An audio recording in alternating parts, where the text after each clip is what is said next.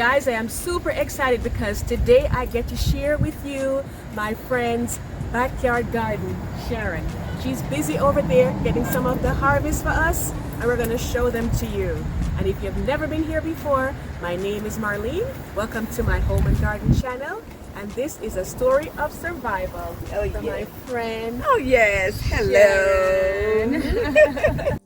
So Sharon had just come in from work and it was about to rain. So we said, let's go ahead and get started. Those are some elephant ears right there, not edible. So let's take a look at our first veggie over here, which is what in Guyana they call callaloo. And that's where she's from. In Jamaica, we call callaloo amaranth. But they're prepared in a similar way, sauteed. So either way, it's nice and delicious. So over here now, she has some beans. In some places, it's called yard-long bean, Asian beans, or just long bean. But either way, you can see how they grow. And she made a trellis for them, which I really like the idea, where she put 2 posts at the end and then put the mesh across the top.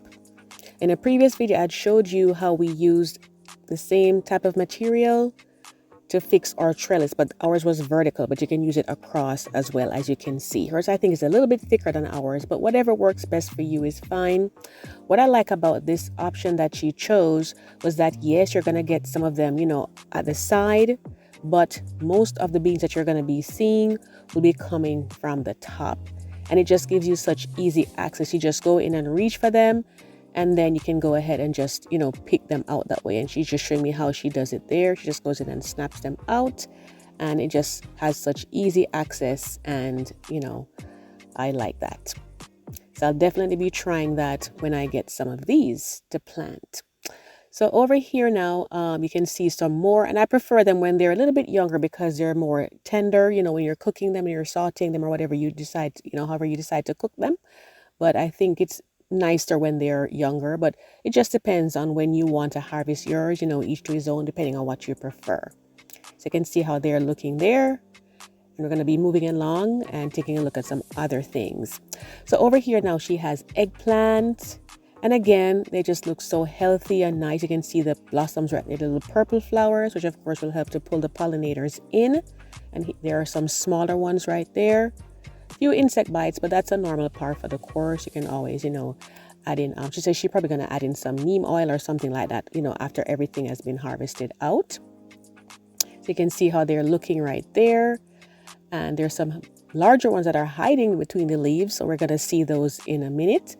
But just to show you what it looks like, and you see that she uses a trellis to keep them up, which I think is an excellent idea because, when you use that, when the plant feels more secure, it's going to be able to produce more food for you because it feels that the limbs can handle the weight. So that's an excellent idea to do it that way, or even just a regular trellis like the white one you just saw. Over here now, she has some okras, and okras are pretty good, at standing up. They're pretty sturdy. They can grow pretty tall sometimes. So you can see how these are looking. And there are quite a few of them in there that are ready for harvest as well. So we'll be getting some of those out as well. And then over here now we're moving over to the pepper and tomato section.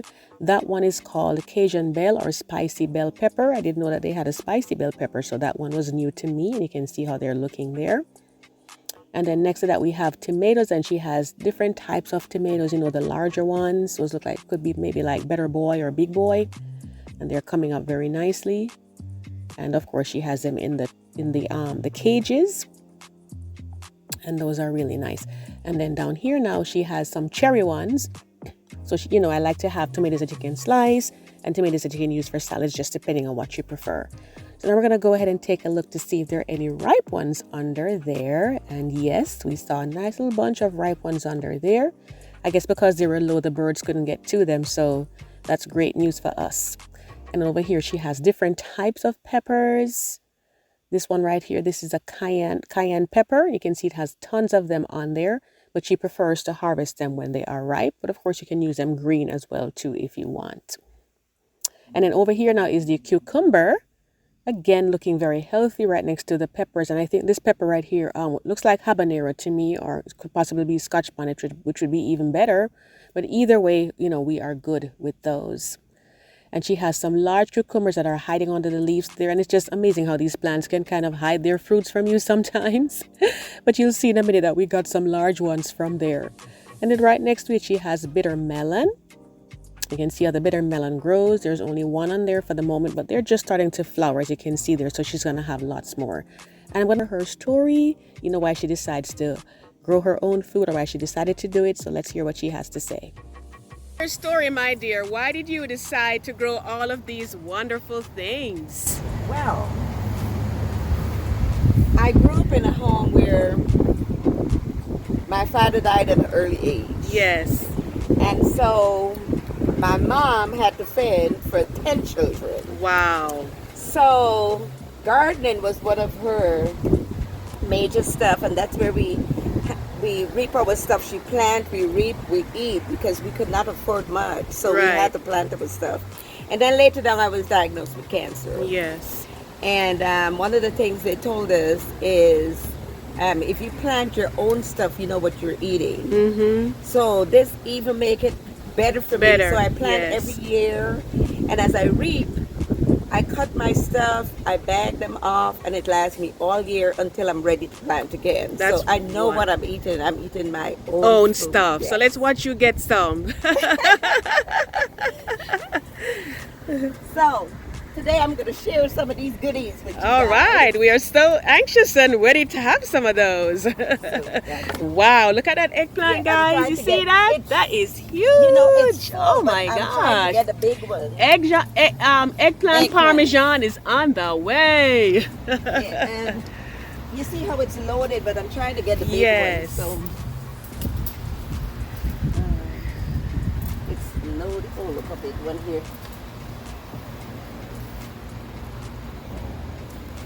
So that is indeed such a wonderful story. She truly is a survivor. It's a big one. I'm trying to get all the big ones, so you can have the big ones, girl. You can go and do your eggplant parmesan. And I just wanted to say that if you wanted to follow along with my garden topics, tips, and tours, and you haven't subscribed yet, be sure to hit the subscribe button and tap the notification bell twice so you never miss an upload. So here we are with a little basket moving along and getting more stuff. Again, these are the callaloo that she's getting here, and I cannot wait to try it. And over here now, this is where the herbs are. So right here, she has some basil. You can see how this looking there, still coming up, and she keeps her little tag so she knows what is what.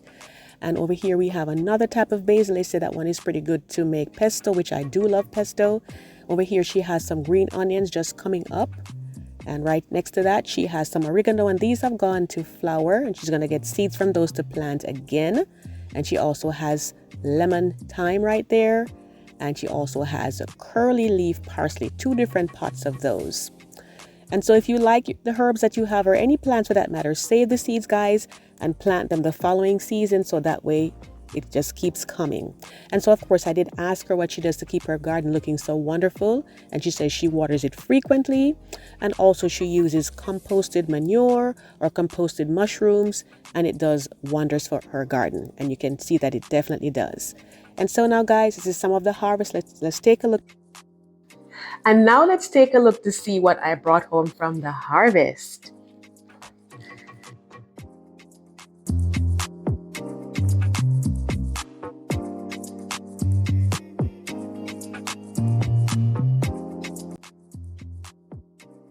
So let's start off first over here. It's from the top. Here we have some okras. Be more for my husband to have. And have that with some fish or something. And then these over here, these are the peppers, guys. You can see them looking really good. I think I want to share some of these with my sister as well. And we have some tomatoes over here. There's another large one. And she sometimes picks them like this because she doesn't want the birds to get to them. And so what I typically do is I get them and I put them in a brown paper bag. And if you wanted to see a step-by-step on how I get my tomatoes to ripen up even at the end of the harvest, just before it gets cold, be sure to check out this video. I will link it in the description box below for you.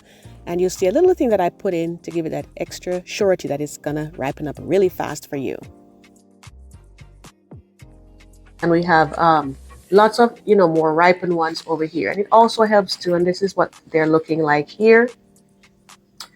This one has a little bit of a crack, and this is what happened because first it was very hot and dry for a while, and then we had a lot of rain, so they split. But it's still good. There is nothing wrong with it. So these are tomatoes right here.